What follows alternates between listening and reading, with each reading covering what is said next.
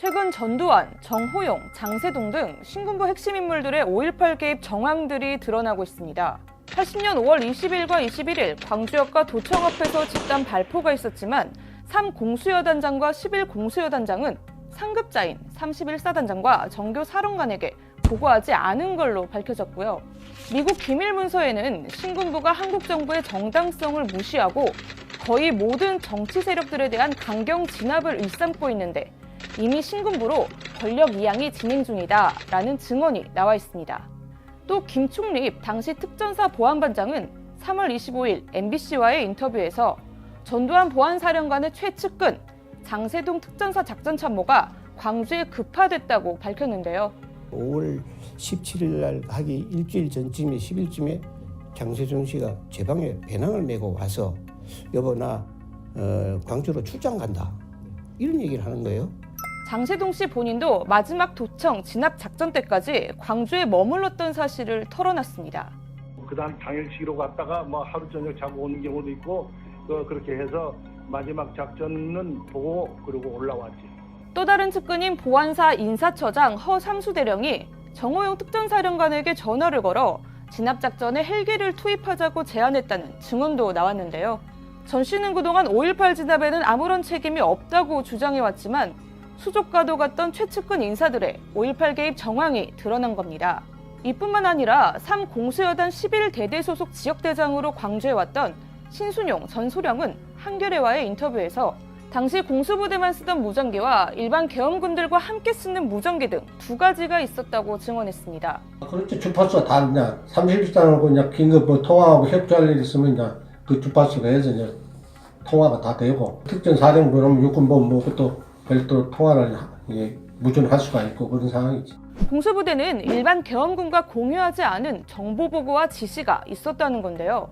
상명하복이 생명인 군대에서 지휘체계 이원화라니요.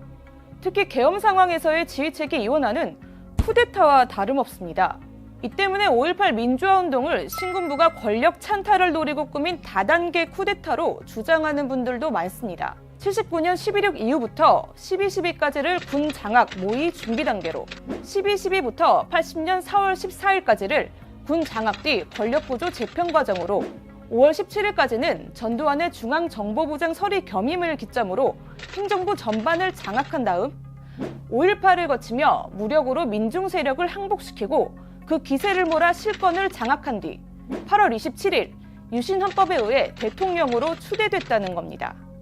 특히 5.17 비상계엄 확대 조치에서 김영삼을 빼고 김대중만 구속시킨 점, 서울과 광주에서 일어난 산발적인 학생들의 저항 가운데 광주에만 공수특전단을 투입해 강경 진압한 것은 신군부의 전략적인 선택 속에서 파악해야 한다고 지적합니다. 광주에서 김대중 씨 그런 식으로 갑자기 붙잡아 여면은 당연히 광주 사람들이 반발할 것이라는 것은 누구나 다 예상할 수 있는 일이고 이 광주 지역에다가 7공수부대를 투입을 했었던 것이죠. 부산 쪽에는 공수부대 투입을 안 했지 않습니까? 그때 뭔가 처음부터 의도를 가지고 들어가자마자 수색을 해서 학생들을 무조건 연행을 해라는 오다를 받고 들어왔던 것이죠.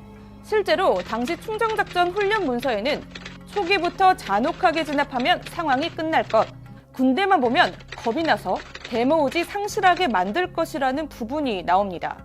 이처럼 광주를 희생양 삼아 전국을 제압하려 했던 신군부의 기획은 시민들의 집단 항쟁으로 어긋나게 됩니다. 시위 군중은 시간이 갈수록 증가해 21일에는 20만 명까지 늘었습니다.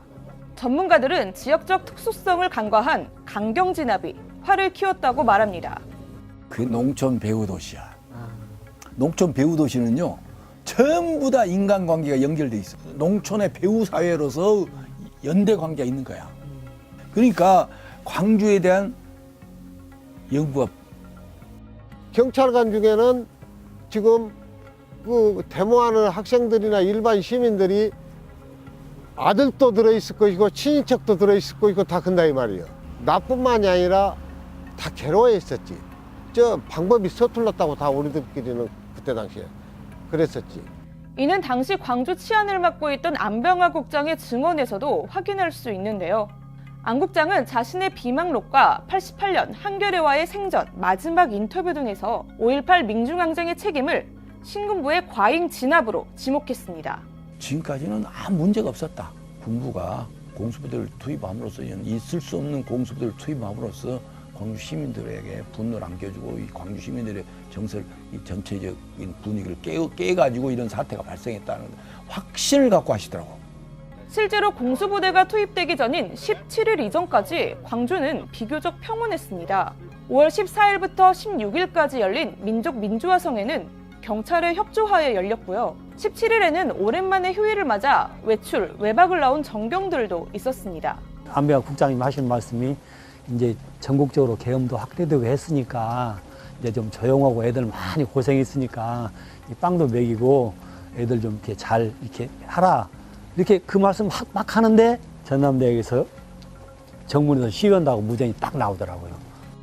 요약하자면 신군부가 권력 찬탈을 위해 광주를 희생양 삼아 강경 진압을 지시했지만 예상치 못한 집단 항쟁에 부닥치자 집단 발포 명령을 내려 학살한 게 5.18 민중항쟁의 전말이었던 겁니다. 이처럼 신군부의 다단계 쿠데타라는 역사적 맥락을 배제한 채 단편적 사실들에 매몰돼 시민들이 왜 총을 들었나, 왜 장갑차 공장을 기습했나, 왜 무기고를 털었나, 왜 도청을 장악했나 라고 따지는 것은 최소한의 생존을 위한 저항권마저 인정하지 않는 잔인한 질문입니다. 광주 시민들은 계엄군이 물러선 치안 공백기 동안 주먹밥을 나눠 먹고 헌혈로 생명을 살리며 공공질서를 지킴으로써 우리가 항쟁에 나선 건 이웃의 무고한 희생을 차마 모른 척할 수 없었기 때문이라고 답했습니다.